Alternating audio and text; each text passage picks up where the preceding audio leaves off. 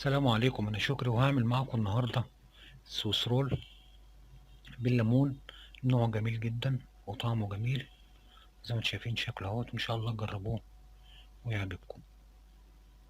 انا عملته المره دي من الاسبونش اللي هو بالمحسن. هسيب لكم الرابط تحت الفيديو اللي ما شافش الفيديو اهوت. عملته اللي هو ده 4 بيضات اهوت زي ما انتم شايفين. سبونج جميل جدا. شوفوا بتقشر ازاي، بيتنضف ازاي اهو بايدك بس كده، تمشي ايدك عليه وشه بيطلع على طول. وزي ما قلنا قبل كده ان الوش ده ما بيتاكلش، بيترمي اهوت. شوفوا السوا بتاعه وشكله اه، والطراوه بتاعته. شوفوا طارز في ايدي ازاي.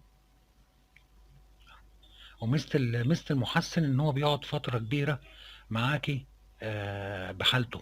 لان المحسن غير الفريش. الفريش يوم والتاني وبتلاقي الدنيا اتغيرت معاه. نضفته اهوت قدامك.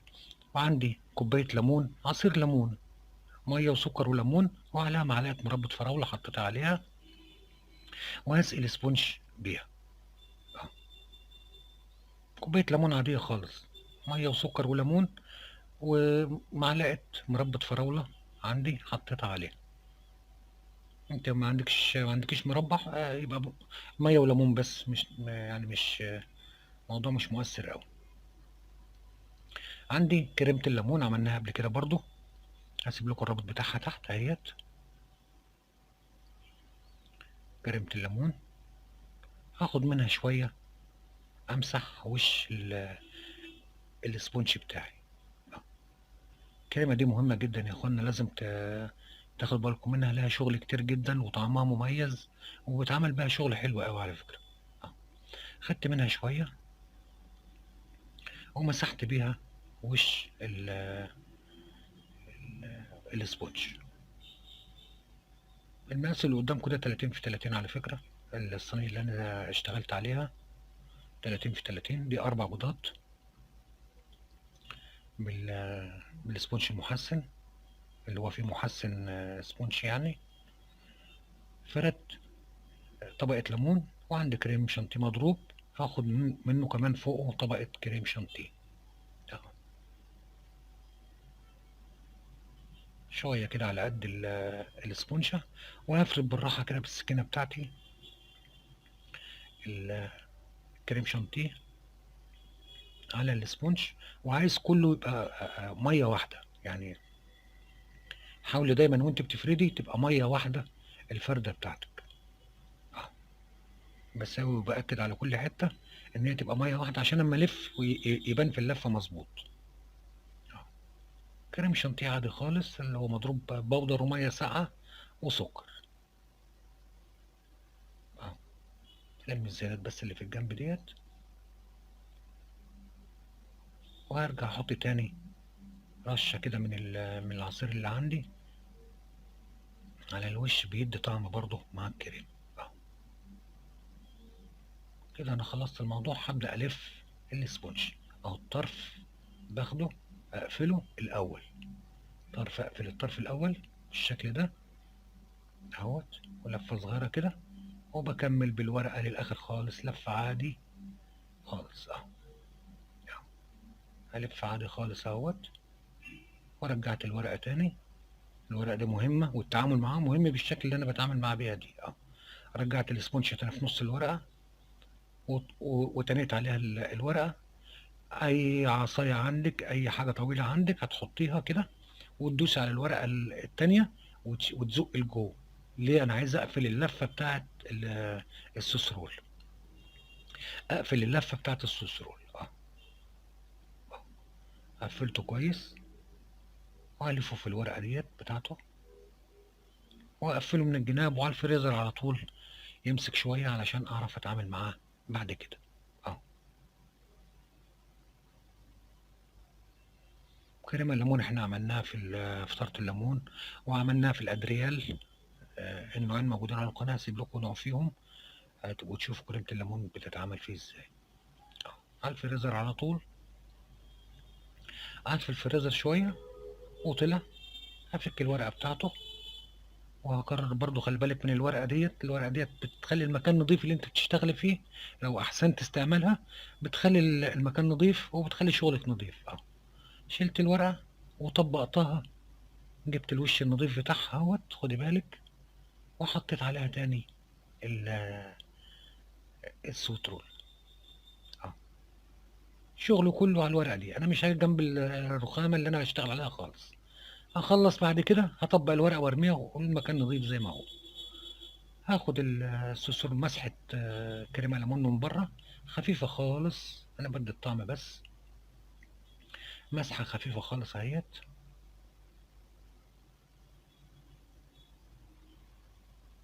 اهوت، مسحة خفيفة زي ما قلت، بتدي الطعم بتاعها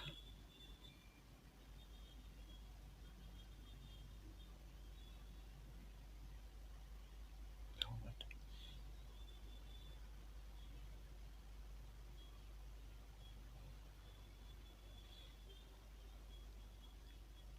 بندي الطعم بس بتاع الليمون للسوسرول. اه، وبعد كده هجيب الكريم شانتيه وابدا ان انا اغطي الرول اللي عندي ده بالكريم شانتيه بالراحه كده، بالسكينه بتاعتك بظهر معلقه، اشوف انت بتشتغلي بايه، وبغطي بالكريم شانتيه.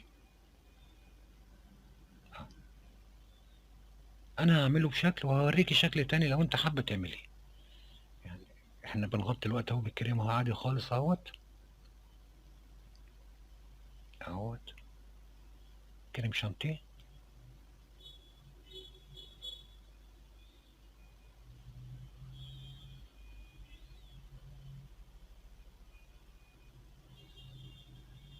اهوت، ونغطي بالكريم شانتيه. انا عايز استغل الفرصه ديت، وفي متابعه من القناه، متابعه من الناس اللي هم متابعيننا على طول يعني. جات لها كورونا هي واولادها، ادعوا لها ربنا يشفيها يا رب هي واولادها، ويشفي كل العيانين يا رب. انا ما بعرفش اتكلم في الحالات اللي زي كده، بس آه، ربنا يشفي الجميع يا رب يعني. بعد ما حطيت الكريمه عملتها بالمشط، ده شكل من الاشكال اللي انت ممكن، خلاص هو كده خلاص، قطعي بقى على طول. بس انا مش عايزه كده، انا هعمله عايزه املس يعني. شريط ورقه وهحطها عليها وهسحب بالراحه كده اهي، شلت الكريمه الزياده كلها. انت لو عايزاها مجزعه بالمشط الاول هتقطعها على طول، ما انتش عايزاها مجزعه بالمشط، هتمسحها بالورقه زي ما انا عملتها كده، وبتلم الكريمه من تحتها والسكينه في ميه سخنه وتبداي تقطعي. اهو، شلنا الطرف خالص، الطرف رفيع، وابدا على مقاس ايدي وصبعي بالسكينه اللي في الميه السخنه ابدا اقطع قطعه السوسول. ما تتكيش لتحت، جري السكينه حاميه على فكره وبتقطع.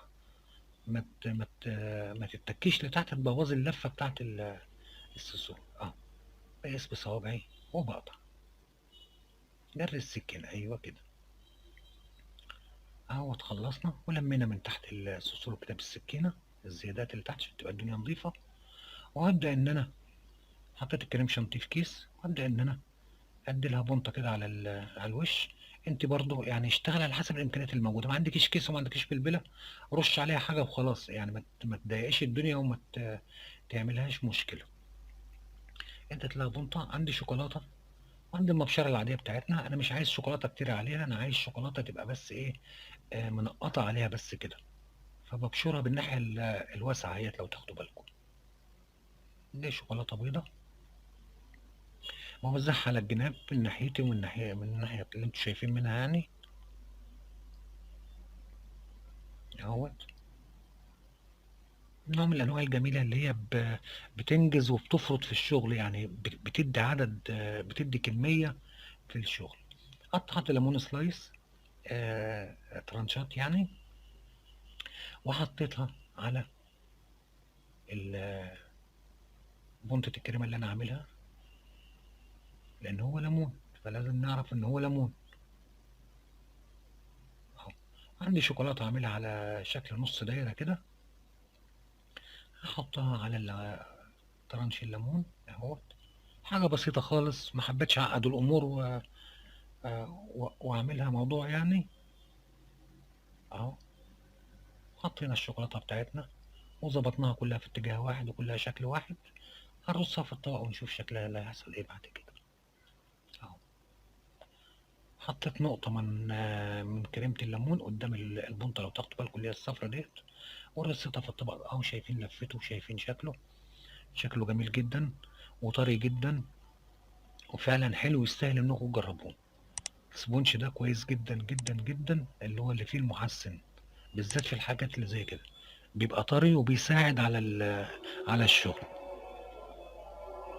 اه وإذا عجبكم الفيديو اعملوا لنا لايك وشير واشتركوا في القناة، واشوفكم ان شاء الله في فيديو جديد. سلام عليكم.